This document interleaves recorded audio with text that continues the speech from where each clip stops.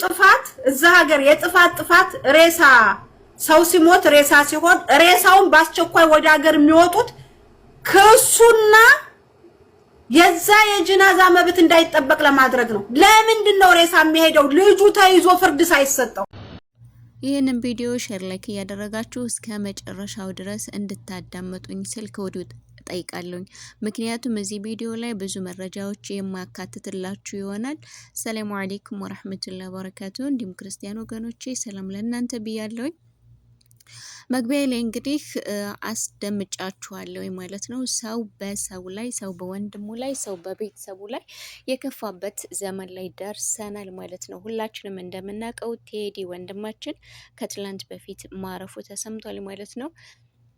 ነገር ግን በገዛ ጓደኞቹ እንዴት ሊገደል ይችላል? እንዴት አድርገው ገደሉት እያላችሁ ብዙ ጥያቄ የምታቀርቡ እህቶች ያላችሁ ቤተሰቦቼ፣ እንግዲህ ወንድማችን ቴዲ የተገደለው በገዛ ጓደኛው፣ አብሮት በበላ ጓደኛው ከኢትዮጵያ ድረስ ጩቤ አስልኮ ነው የገደለው ተብሏል ማለት ነው። ተወግቶ እንግዲህ ማንኛችንም የምንመጣው ሰርተን ሊያልፍልን ሰርተን ልንለወጥ እንጂ የማንም መጫወቻ ልንሆን ወይም ደግሞ የማንም ንዴቱን ማብረጃ ልንሆን አይደለም። እንግዲህ ወንድማችን ቴዲ እንደምታውቁት ስንት ለፍቷል፣ ስንት ተንከራቷል። በባህር ስንት መከራ አይቶ ነው የገባው። እንግዲህ ከገባም በኋላ በገዛ ጓደኞቹ ህይወቱ ሊያልፍ ችሏል ማለት ነው። እንግዲህ አዲሱ መረጃ ምንድነው? የቴዲን አስክሬን ወደ ኢትዮጵያ ለመላክ ግሩፕ ተከፍቶ ብር እየተሰበሰበ ነው የሚገኘው ማለት ነው። ወንድማችን ብሬክስ ያስተላለፈው መልእክት አለ፣ እሱንም የማስገባላችሁ ይሆናል ማለት ነው። ምንድነው ያለው? እንግዲህ በሳውዲ አረቢያ በሪያድ ከተማ ላይ በፖሊሶች እጅ እንደሆነ የወንድማችን ቴዲ አስክሬን ተናግሯል ማለት ነው። እና ይህንን አስክሬን ወደ ኢትዮጵያ ለመላክ አሁን ላይ ምን እየተደረገ ነው? ብር እየተሰባሰበ ነው ማለት ነው። የልጁ ሀቅ ሳይወጣ የልጁ ፍርድ ሳይገኝ አስክሬን ወደ ኢትዮጵያ መላኩ እጅግ አግባብ አይደለም። አሁን ላይ እንደምታውቁት ማንኛውም ሰው ሞተ፣ ተገደለ ይባላል። ያ የሞተ የተገደለ ሰው ግን አስክሬኑ በፍጥነት ወደ ኢትዮጵያ ነው የሚላከው። ይሄ መሆን የለበትም። ከዚህ በኋላ የሚሞት እንዲኖር መደረግ የለበትም። ምክንያቱም አንድ ሰው ይገላል፣ ገዳዩ ፍርድ ሳያገኝ፣ ገዳዩ ቅጣት ሳያገኝ የሟች ቤተሰብ አልቅሶ ተክዞ ብቻ የልጁን አስክሬን ተቀብሎ በሀዘን እያረረ ልጁን ይቀብራል ማለት ነው። ገዳይ ግን በነፃነት እዚህ ሀገር ላይ እንደፈለገ ይኖራል። ይሄ መደረግ የለበትም። ይሄ እንዳይደረግ ደግሞ ምንድነው ማድረግ ያለብን? ሬሳውን ወደ አገር ቤት መላክ የለብንም። አስክሬኑ መቀመጥ አለበት። የሟች አስክሬን እዚሁ ከተቀመጠ የሳውዲ አረቢያ ሕግ ደግሞ ገዳይን ከየትም ማምጥቶ ሕጉን ያስተላልፍበታል ማለት ነው። የሳውዲን ሕግ መቼም ሁላችንም የምናውቀው ነው። ምክንያቱም የገደለ ይገደል፣ የሰረቀ እጁ ይቆረጥ ነው የሚባለው። የገደለ መገደል ብቻ ሳይሆን ደግሞ ያለው ቅጣት ሁላችንም የምናውቀው ነው። ስለዚህ የእጁን ማግኘት አለበት። ያው የወንድማችን ቴዲ አስክሬን እንግዲህ እንደሚታወቀው በፍሪጅ ውስጥ ነው። ብዙ መረጃዎች እየወጡ ነው። የወንድማችን ቴዲ አስክሬን ወደ ኢትዮጵያ ገባ፣ ወደ አገር ተላከ እየተባለ ነው። ይሄ የተሳሳተ መረጃ ነው። ገና ነው። የወንድማችን ቴዲ አስክሬን ያለው በፍሪጅ ውስጥ ነው። ገና ነው። ግሩፕ ከፍተው ብር እያሰባሰቡ ገና አስክሬን ሊላክ ነው እንጂ አስክሬኑ ወደ ኢትዮጵያ አልተላከም፣ አልሄደም። ያኔ አንዳንድ ጊዜ ያገኘን ብለን መቼም መዋሸትም ጥሩ አይደለም።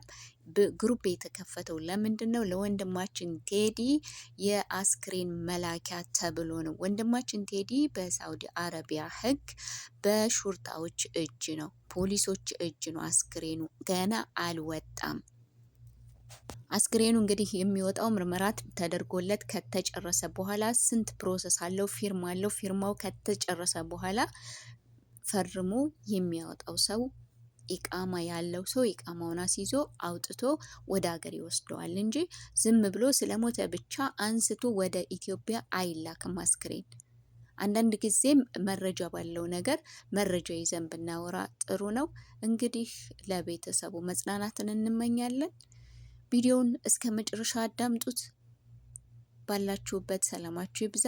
ወጥቶ ከመቅረት ፈጣሪ ይጠብቃችሁ። እስኪ ውድ ቤተሰቦቼ አንድ ቪዲዮ ላስደመጣችሁ ማለት ነው። የሰው ክፋት ምን ያክል ርቀት እንደሄደ ያልኩባችሁ ምክንያት አለኝ። እስኪ ይህን ቪዲዮ ከፍትላችሁና አዳምጣችሁ የራሳችሁን አስተያየት ትሰጣላችሁ ማለት ነው። በዚህ ሰዓት ማንም አይታመንም፣ ማንንም አትመኑ ምለው በምክንያት ነው ማለት ነው። የራስ ባል የማይታመንበት ጊዜ ደርሰናል። እንኳን ወንድም አይደለም። ቪዲዮውን አስደምጣችኋለሁኝ። الله العظيم ورب الكعبة أنا يرسل لك حجر. طيب أنت تودي من سجل لك حجر ما عندي مشكلة. طيب حبيبي الله العظيم والله العظيم محمد رب الكعبة أنا يرسل لك حجر. والله ودي شرط. أنت تبقى فلوس ها أنا أعطيك فلوس من الريال. أوكي موجود الريال معاكم عندي في جد. እንደዚህ ነን በቃ ሚስቱን ለማስያዝ የገዛ ሚስቱን ለማስያዝ ከአረብ ጋር በብርና በሐሽሽ እየተደራደረ ነው። የራሱን ሚስት ለማስያዝ ማለት ነው።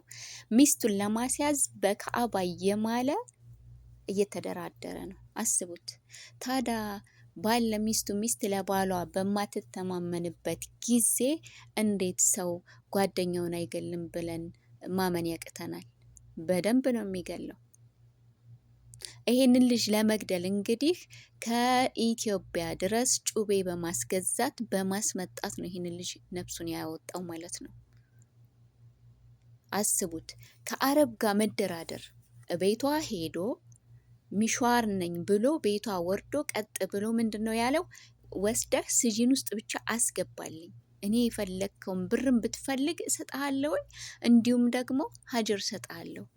አስቡት እንግዲህ የሚስቱን ከሹርጣ ጋር ተባብሎ ብር ከፍሎ እንዲሁም ደግሞ ሐሺሽ ሰጥቶ ሚስቱን አስይዞ ወደ ኢትዮጵያ ሊልክ አስባችሁታል?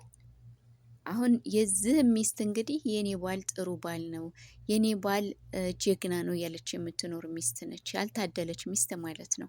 አረ ብዙ እንሰማለን እኮ ብዙ ይሰማል፣ ገና ብዙ ይመጣል። እንዴት አሳልፎ ጭራሽ ለአረብ አሳልፎ እንዴት ይሰጣታል? በብር ተደራድሮ እሷን እስር ቤት ለማስገባት ምን አለ እሱ ራሱ ወስዶ እስር ቤት ቢጥላት፣ ምን አለ ከሹርጣ ጋር ተባብሎ ከአረብ ጋር ተባብሎ ሚስቱን ለጅባ ይሰጣት፣ ምን ችግር አለው? ለነገሩ መስሎት ነው እንጂ ዛሬ አሁን ሚስቱን እሱ ስላስያዘ አረቡ ጋር ስለተግባባ እሱ የሚለቀቅ መስሎታል። አይለቀቅም።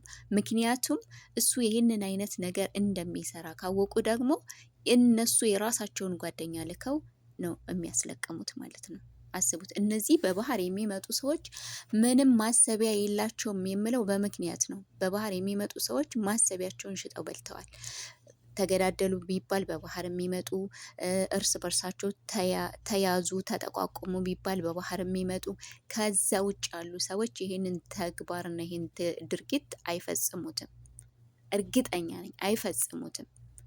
ወንድማችን ቴዲ አብረውት የመጡ በባህር ስንት ስቃይ ያዩ ስንት መከራ ያሳለፉ አብረውት የመጡ ወንድሞቹ ጓደኞቹ ናቸው የበሉት። በባህር የሚመጣ ስንት ስቃይ የሚያይ ስቃይ አልፎ ስንት መከራ አልፎልኝ ሰርቼ እለወጣለሁ ቤተሰቤን እቀይራለሁ የሚል ሰው ነገር ግን እዚህ ንጹሃን ዜጎችን መግደል፣ ንጹሃን ዜጎች እንዲያዙ፣ እንዲታሰሩ፣ እንዲታፈኑ ማድረግ እንጂ አንዳንድ ጊዜ ሳስባቸው ሃይማኖት አልባ ናቸው እንዴ ይላለው ማለት ነው። አንዳንድ ጊዜ ሳስባቸው በቃ እነዚህ ሰዎች ሃይማኖት አልባ ናቸው ማለት ነው የምለው። ጭራሽ ሚስቱን አረብ ቤት የምትለፋ የምትደክም የምትወጣ የምትወርድ ለህይወቷ ለኑሮዋ ከፍ ዝቅ የምትል እሱ ግን ከአረብ ጋር ተባብሎ በቃ እሷን እስር ቤት ሊያስገባ እጅግ በጣም ያሳዝናል።